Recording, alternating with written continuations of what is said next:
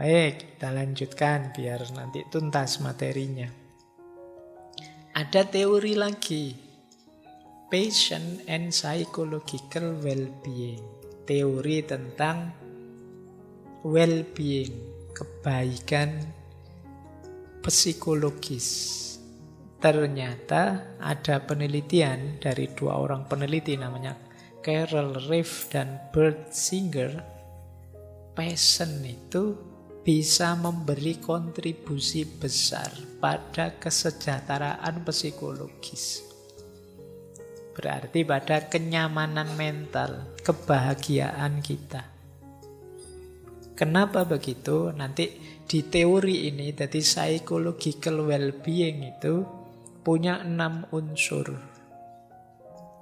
Yang pertama penerimaan diri, yang kedua hubungan yang positif, yang ketiga otonomi, yang keempat penguasaan lingkungan, yang kelima tujuan hidup, yang keenam pertumbuhan pribadi.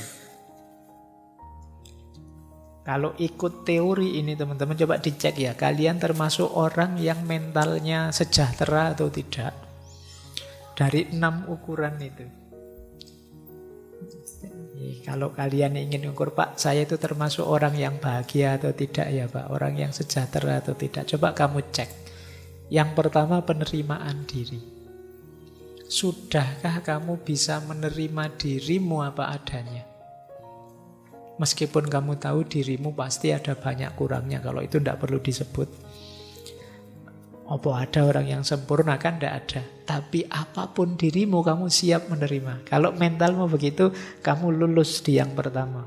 Untuk menuju psikologi yang sejahtera. Kalau yang pertama saja belum, tidak Pak, saya itu sering mengeluh, sering sambat. Sering memarahi diri saya sendiri. Misalnya ya berarti kamu belum termasuk yang psychological well-being. Jadi kalau kamu psychological well-being, sejahtera secara psikologis, itu bisa menerima diri. Semoga sudah tidak banyak teman-teman yang suka memarahi dirinya. Kadang-kadang kan, bodoh sekali aku itu. Ceroboh sekali aku itu. Itu berarti menunjukkan kamu tidak puas dengan dirimu. Yang kedua, sejahtera psikologis itu punya hubungan-hubungan yang positif. Baik dengan teman, baik dengan tetangga, baik dengan... Kalau kalian, Pak, musuh saya masih banyak, Pak, saya keluar saja takut. Itu alamat psikologimu tidak nyaman. Saya sekali posting, langsung diserbu netizen, Pak, se-Indonesia. Padahal ya, itu kamu tidak nyaman berarti. Ada banyak hubungan-hubungan yang tidak positif. Yang ketiga, kesejahteraan mental mau dicirikan dengan otonomi. Kamu bisa senang, bisa gembira, bisa melakukan apa saja keinginanmu tanpa tergantung hal-hal atau orang-orang di luar dirimu. Kamu bahagia berarti. Tapi kalau masih sangat banyak ketergantungan, berarti kamu belum otonom. Kamu masih sulit bahagia. Pak, saya kalau kuliah itu tergantung teman, Pak. Dia jemput atau tidak. Kalau dia tidak jemput, ya saya malas, Pak, berangkat jauh kos saya. Itu berarti kamu tergantung. Kalau tergantung ya kamu sulit bahagia, berarti kamu di bawah dominasi dia, dia punya kuasa atasmu. Nanti ada apa-apa dikit kan kamu diancam, ayo macam-macam sama saya, ndak tak jemput loh. Kamu sudah nyerah sudah kalau kamu digituin. Kenapa? Kamu tergantung. Otonomi akan jadi sumbernya kenyamanan hidupmu. Yang keempat, penguasaan lingkungan. Penguasaan lingkungan itu kemampuanmu beradaptasi, kemampuanmu bisa hidup di lingkunganmu.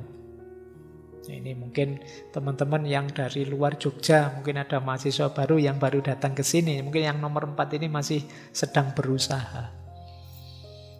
Masih dalam banyak hal belum cocok. Tapi begitu kamu cocok, kamu akan nyaman. Begitu kamu bisa menguasai lingkunganmu, situasimu. Kemarin kuliah masih grogi, masih takut, dosennya masuk deg-degan.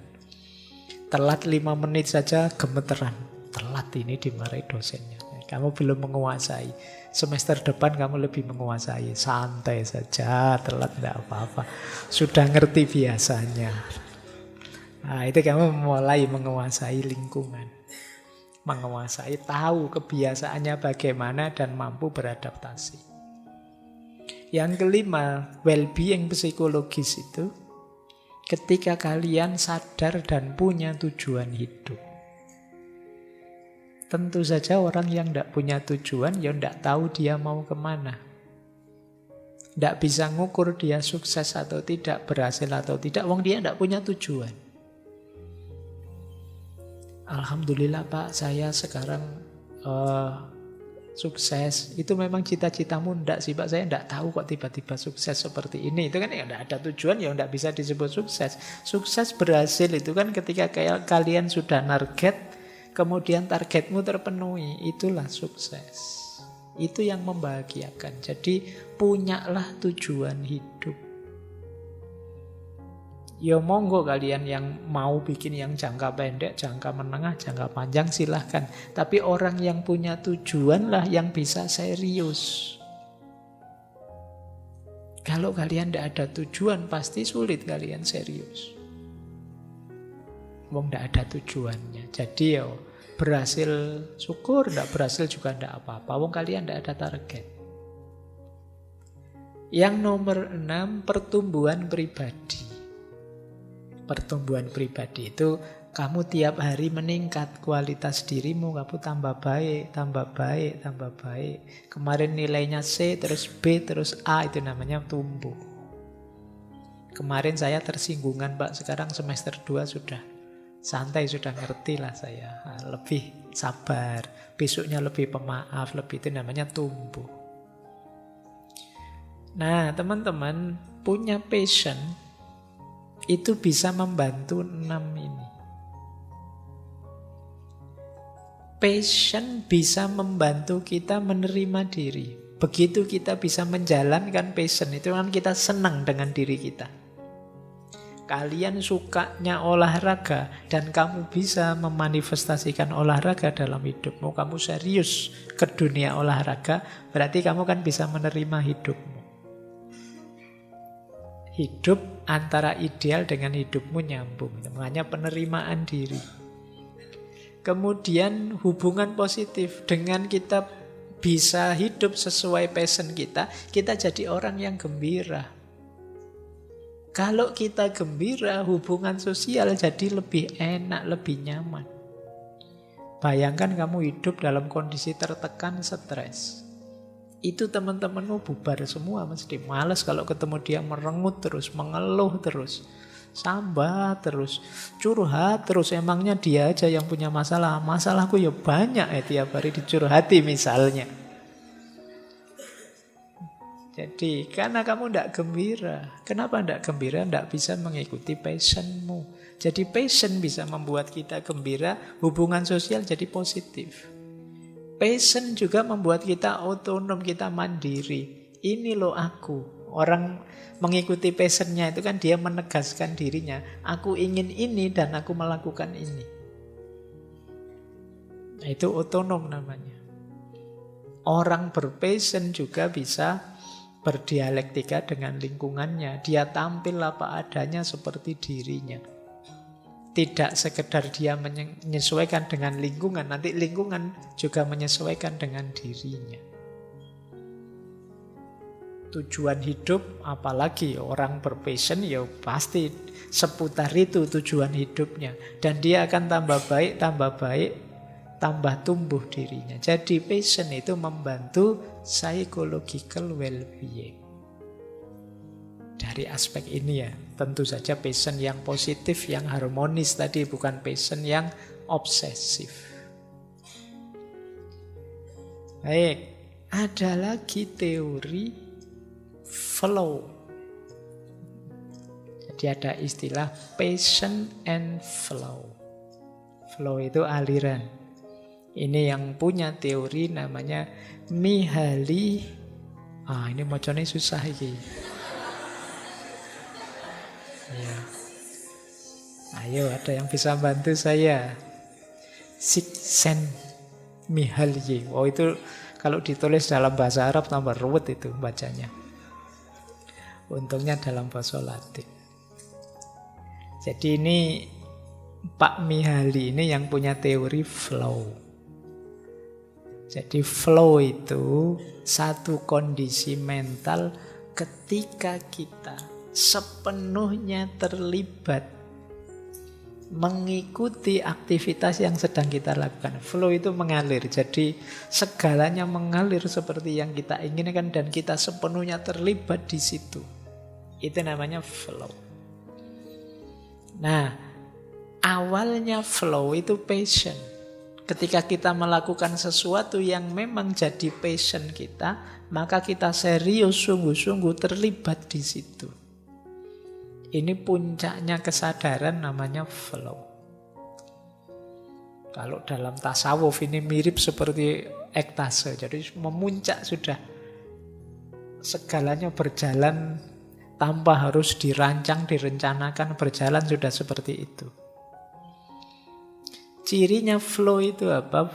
Yang pertama sangat intensif, fokusnya sangat penuh. Jadi otomatis sudah sangat serius mendalam. Sampai orangnya kehilangan kesadaran diri dalam waktu. Tidak mikir sudah. Contohnya flow itu misalnya kalian sukanya gambar. Begitu kalian menggambar atau melukis, itu kalian lupa diri, lupa waktu, asik dengan lukisanmu. Itu flow. Kalau kalian, Pak, saya sukanya ngaji, Pak. Begitu kalian ngaji, itu fokus luar biasa sampai lupa waktu. Saking menikmatinya kamu ngaji. Semoga begitu. Bisa flow. Ya saya tahu, flowmu kan kalau lagi nonton drama Korea, main game, sejenis-jenis itulah. Sampai lupa diri, lupa waktu sudah. Tapi kalau bisa passionmu kamu arahkan ke hal yang positif sehingga nanti kamu mengalami flow yang luar biasa. Jadi ini puncaknya passion ketemu di flow. Baik, jadi kita merasa menguasai sepenuhnya hidup kita. Kalau sudah flow, sudah tidak ngitung lagi saya dapat apa ini, saya untung apa ini. Karena saya bahagia di situ, saya asik dengan itu. Itulah flow. Baik, ada lagi istilah lain. Ini kalau dalam filsafat psikologi yang terbaru ada flow, ada lagi grit. Grit itu kombinasi antara passion dan sabar untuk tujuan jangka panjang. Namanya grit. Grit itu tidak sekedar kerja keras, tapi usaha yang panjang. Kalian bisa menyetarakan istilah grit ini dengan istiqomah. Dilakukan secara kontinu terus menerus sampai mencapai hasil yang luar biasa. Kalau passion ketemu grit, kalian akan menemukan hasil yang luar biasa untuk hidupmu. Nah, nanti ada bukunya sendiri, silakan dicari ya. Angela Duckworth dan Lauren S. Criswickler Quinn. Ini yang punya teori ya. Jadi saya jelaskan ringkas saja, yang ingin tahu silakan dibaca buku-bukunya. Jadi paling tidak kita sekarang tahu ada istilah grit, ada istilah flow. Flow bisa kita sebut puncaknya kesadaran melalui passion. Kalau grit ini ketangguhan, ketabahan dalam mengikuti passion. Baik, kita lanjutkan. Ini waktunya kurang 30 menit. Sekarang coba kita cek ya. Ada kalanya kita menghidupkan passion secara negatif.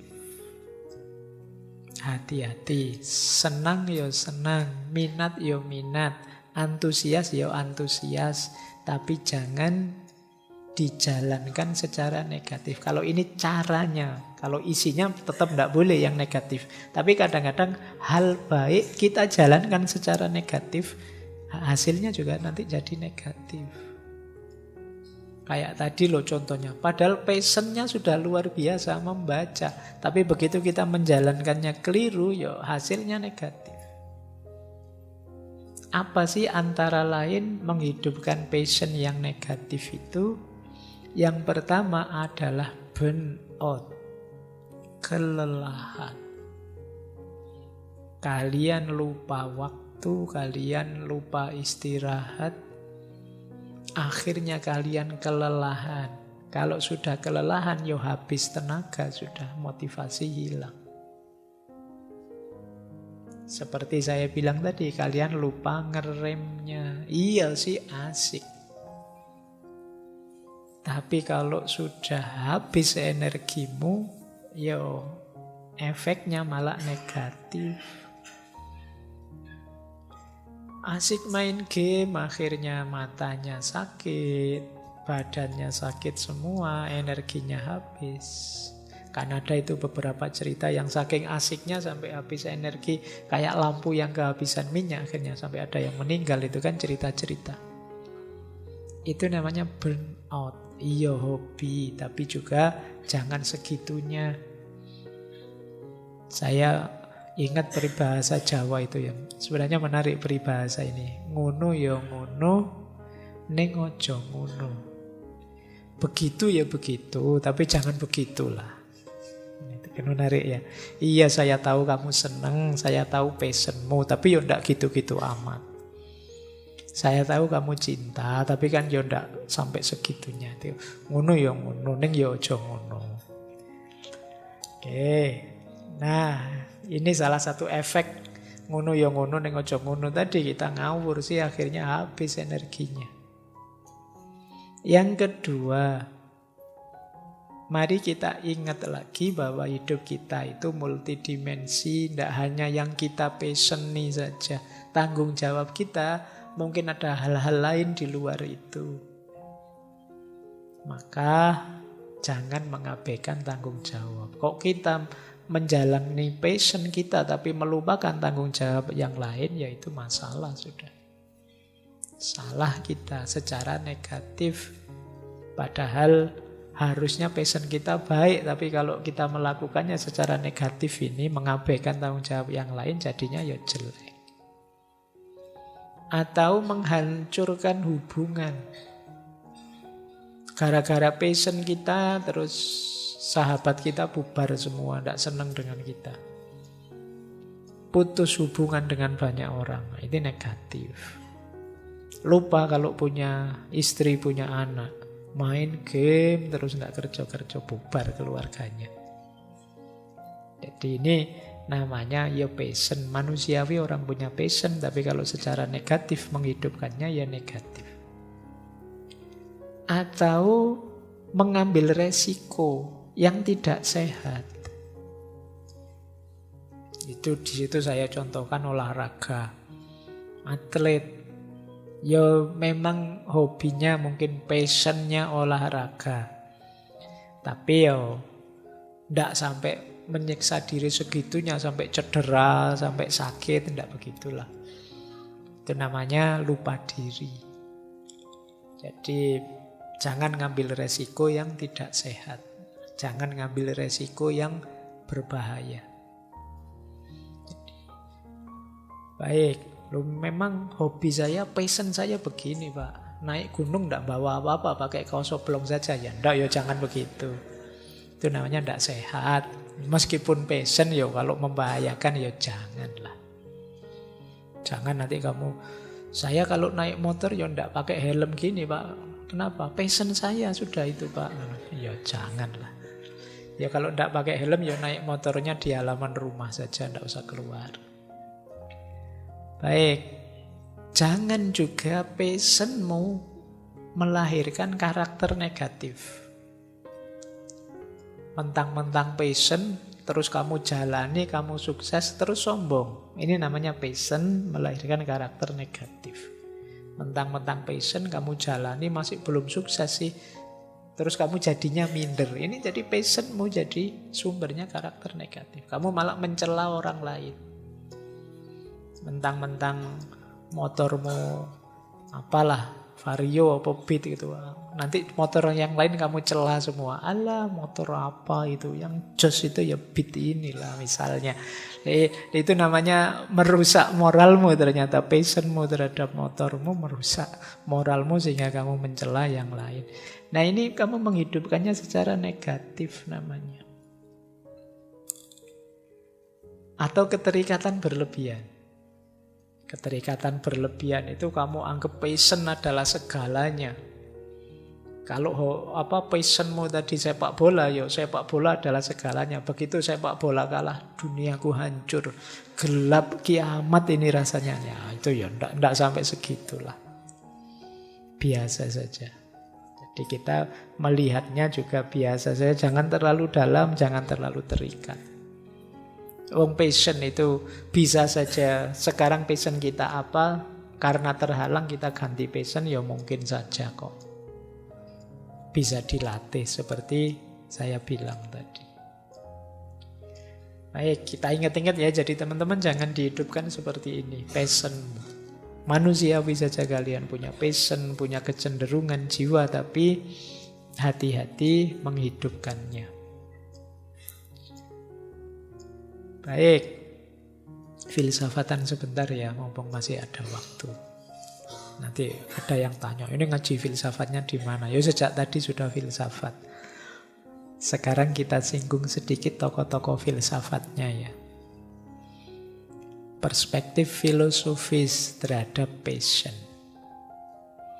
Ada beberapa filosof yang bilang passion itu tetap harus dikendalikan oleh akal, rasio.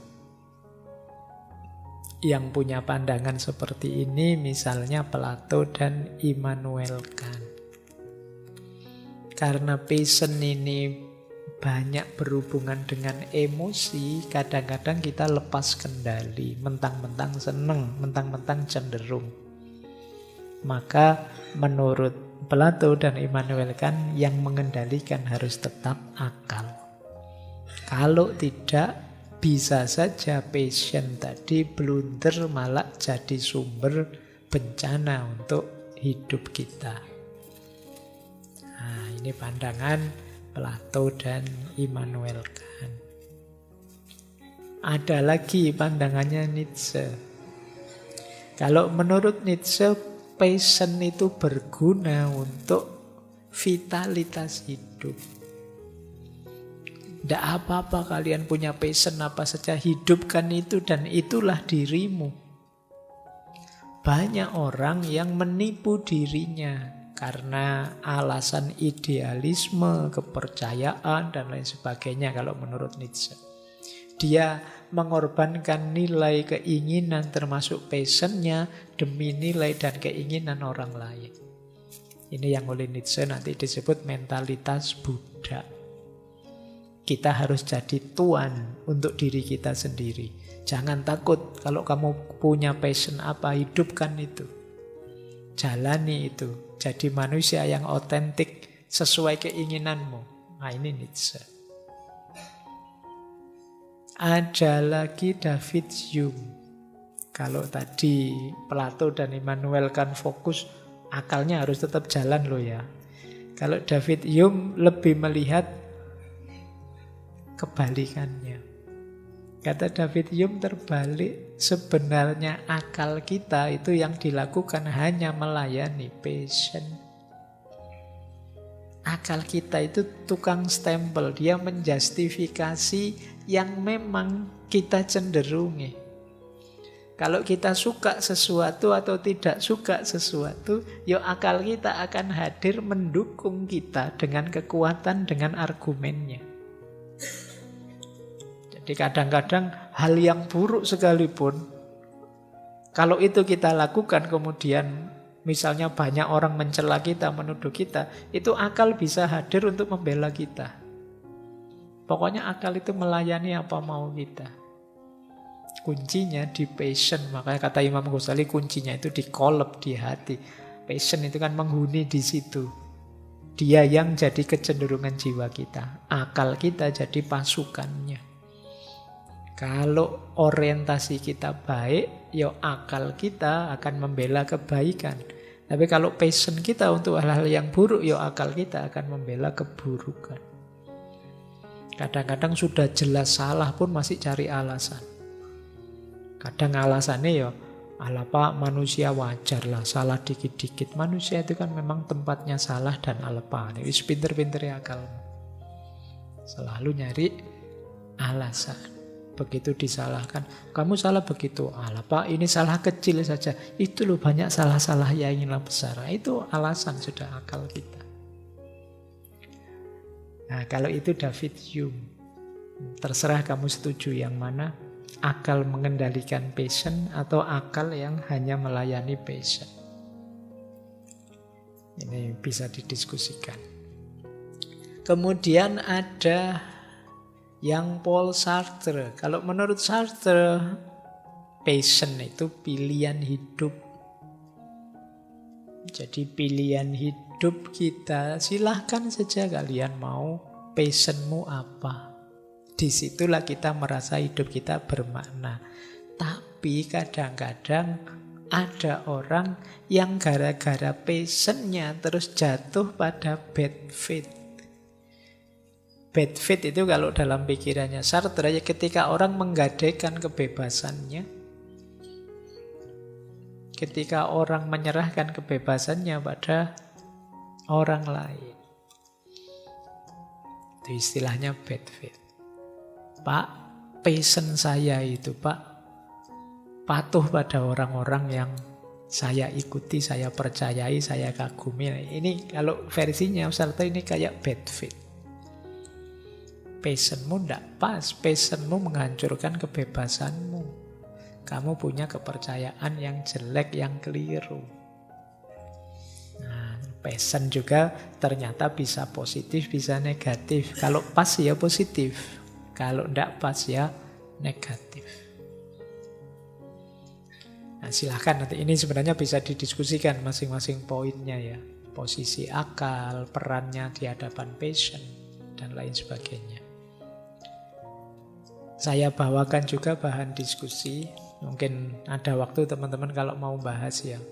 Perspektif agama. Agama-agama punya pandangan sendiri. Tadi kan rasanya kita melampiaskan passion saja. Tapi ada beberapa perspektif agama terhadap passion. Yang pertama, ini dicontohkan dalam tradisi Islam dan juga Kristen ya. Yang paling disarankan oleh agama-agama ini kita mengendalikan passion. Bukan mematikan, tidak apa-apa kita punya passion, tapi harus dikendalikan. Karena kalau tidak, passion itu membawa kita pada dosa, pada pengingkaran pada Tuhan. Jadi ada perspektif pengendalian diri. Kemudian ada juga perspektif agama yang menganggap passion itu bisa jadi jalan menuju kebajikan atau jalan menuju pencerahan. Misalnya dalam Buddhisme. Dalam Buddhisme itu passion harus kita kendalikan. Kalau passion tidak terkendali pasti jadi sumber penderitaan. Kalau passion bisa kita kelola, dia akan bisa jadi sumber pencerahan. Nah, ini ternyata bisa juga passion jadi tergantung kita menggunakannya. Mau jadi sumber penderitaan atau sumber pencerahan. Kalau dalam sufisme, passion itu sumber kedekatan dengan Tuhan. Kalau passion kita adalah Tuhan, adalah Allah. Jadi kalau ditanya passionmu apa? Allah, Pak. Keren ya. Jadi yang membuat aku antusias, bersemangat, rela kehilangan waktu, rela kehilangan biaya, tidak menuntut apapun selain kegembiraan bisa bersama Allah saja. Oh, kalau passionmu isinya Allah, maka passion itu jadi jalan kedekatan kita kepada Allah. Pak, bisa enggak Pak saya ngambil yang itu saja? Bisa, kalau kalian serius. Seperti saya bilang tadi, ini bisa dihidupkan kok. Bisa diatur, bisa diarahkan. Tapi sebelumnya passion saya jelek-jelek Pak. Ya sudah disisihkan saja, dilatih untuk lahirnya passion yang baru. Dengan banyak jalan tadi yang sudah disebut, seperti apa lahirnya sebuah passion. Baik, ini mungkin materi terakhir ya. Cara mengontrol passion biar tidak blunder tadi. Biar tidak kemudian jadi negatif. Yang pertama, harus tetap tahu batas. Saya tahu passion itu menyenangkan kalian, tapi kalian tetap harus tahu kapan waktunya berhenti. Harus tahu seimbangnya hidup seperti apa. Ini kalau kalian lupa batas, selesai. Kebahagiaanmu hilang, duniamu pasti kacau. Itu cara mengendalikan passion. Yang kedua, kendalikan juga ekspektasi. Jangan berlebihan, meskipun itu kegemaranmu, targetnya harus tetap realistis. Mentang-mentang kegemarannya membaca, terus kamu target sehari saya harus tamat 3 buku. Jangan. Nanti kamu stres sendiri loh, terbebani loh. Tetapkan yang realistis saja. Kayak tadi kamu tiba-tiba target, Pak, saya ingin passion saya Allah saja Pak. Oke, kamu mau melakukan apa? Sejak besok saya mau puasa Senin, Kamis, terus. Kemudian sholat malam terus. Kemungkinan tidak jalan sudah. Targetmu berlebihan, tidak realistis. Wong kamu kadang sholat 5 waktu, ada yang bolong aja kok. Target yang tinggi-tinggi. Tetapkan batas rasional saja, yang realistis sajalah. Untuk menghindari kekecewaanmu. Kemudian jangan perfeksionis. Kita itu selalu ada kurangnya. Perfeksionis itu sumber kegalauanmu nanti. Akui saja bahwa saya masih kurang ini, kurang itu. Passion saya di sini sih, tapi saya ada keterbatasan ini itu. Kemudian untuk mengontrol passion, atur waktumu dengan baik. Nggak ngelarang kok kalau kamu punya passion dengan game misalnya, tapi ya diatur waktunya, dibuat jadwal. Berapa jam mainnya. Kemudian bikin prioritas-prioritas. Jadi jangan semua diposisikan sama. Pasti dalam hidup kita itu ada yang lebih utama, ada yang biasa-biasa, ada yang kalau bisa jangan dilakukan dan sebagainya. Itu prioritas. Akan lebih sehat untuk menata passion kita. Kemudian perhatikan emosi. Selalu mari kita hindari emosi yang negatif. Sombong, merasa besar, atau merasa terlalu kecil, minder, dan lain sebagainya. Ayo stay, kita jaga emosi kita tetap positif. Sekaligus kita membuka diri menerima kalau gagal ya biasa saja, orang itu gagal. Bangkit lagi, berjuang lagi, gitu saja. Jadi mari latihan untuk hidup lebih stabil. Ini kalau mengelola emosi ini nanti kembali ke pelajarannya tokoh-tokoh stoik yang dulu pernah kita bahas. Kemudian ambil waktu untuk berhenti sebentar, dievaluasi. Kadang-kadang passion kita itu karena passion terus kita jalani terus seperti itu terus. Siapa tahu situasinya sudah berubah. Siapa tahu kemarin kita keliru. Maka ayo ngambil waktu mungkin untuk istirahat plus refleksi. Karena tanpa ada evaluasi dan refleksi kita tidak tahu grafiknya itu naik apa turun. Kita tidak tahu kita sudah benar atau ada yang meleset. Terus, ngontrol passion lagi, mari kita hindari ketergantungan berlebihan pada satu passion. Kita tidak tahu yang terjadi besok itu apa. Kalau hobi kita hanya satu dan satu-satunya itu, kalau tiba-tiba dunia ganti berubah gimana? Pak, pokoknya passion saya gadget titik. Tidak mungkin saya bisa hidup tanpa gadget. Loh, kalau besok tiba-tiba dunianya kena megatrust,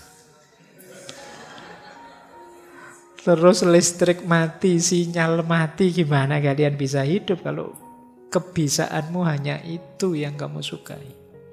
Maka penting kalian, kalau bahasa di situ, diversifikasi minat. Coba explore lagi, mungkin ada banyak hal lain yang menarik yang kamu belum tahu. Jangan dikira asik itu hanya gadget saja. Jangan dikira nyaman itu hanya yang kamu rasakan selama ini. Banyak kok hal nyaman yang lain, banyak hal asik yang lain. Coba kamu explore. Biar kamu tidak terikat di situ saja, tidak stuck di situ saja. Kemudian tentu saja terbuka terhadap kritik dan masukan. Seperti saya bilang tadi, kita tidak sempurna. Selalu ada yang kurang, selalu ada yang meleset. Bahkan banyak hal yang kita tidak sadar ternyata itu keliru, tidak pas. Masukan dari orang lain jadi penting. Carilah feedback, tapi feedback yang konstruktif. Jadi mari kita jadi orang yang terbuka. Karena kalau kita tidak terbuka, kita tidak bisa tambah baik, tambah baik, tambah baik. Itu kan yang kita idealkan dalam hidup. Jadi inilah cara mengontrol passion. Karena kebanyakan kita biasanya kalau sudah passion, sudah tidak bisa dikontrol. Kita ingin enak terus, kita ingin nyaman terus sesuai passion kita. Padahal segala sesuatu yang berlebihan tidak terkontrol itu bisa membahayakan diri kita. Mungkin secara mental, mungkin secara psikologis, bisa juga secara spiritual. Makanya penting segala sesuatu terkontrol. Ya jangan dimatikan, karena itu manusia dan manusiawi, tapi juga jangan dibiarkan berlebihan. Baik, terakhir ini pesan untuk teman-teman ngaji filsafat ini dari Anthony G. D'Angelo. Develop a passion for learning. If you do, you will never cease to grow. Jadi kembangkanlah passion untuk belajar. Jadi senang belajar seperti Einstein tadi. Passion saya adalah ingin tahu. Ya, kalian coba passionmu adalah belajar. If you do, kalau kalian melakukan ini, maka kalian tidak akan berhenti tumbuh. Kalian akan terus berkembang, tambah baik, tambah besar, tambah luar biasa. Jadi belajar semoga tidak hanya beban, tidak hanya kewajiban, tidak sekedar kebutuhan hidup, tapi juga passionmu.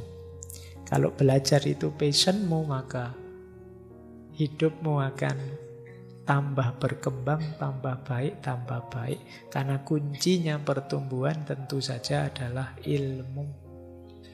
Kunci perkembanganmu ya meningkatnya kualitas dirimu, yang itu diawali dari ilmu. Ilmu itu kita peroleh tentu saja melalui belajar. Kalau learning sudah jadi passion, belajar itu akan jadi aktivitas yang menyenangkan, apapun situasinya. Baik, saya kira itu ya teman-teman. Sudah hampir 2 jam kita membahas tentang passion. Semoga sekarang sudah tahu tips dan cara-caranya mengendalikan passion kita. Seperti saya bilang di awal, passion juga bukan harga mati. Mari kita cek lagi seperti perspektif agama-agama tadi ya, bahwa kadang-kadang passion bisa blunder, jadi kesedihan jadi bencana dalam hidup kita kalau kita tidak hati-hati mengontrolnya. Oke, saya kira itu. Minggu depan kita lanjutkan. Kalau tidak salah temanya mengatasi herd instinct. Herd instinct itu insting kerumunan yang membuat kita tidak mandiri.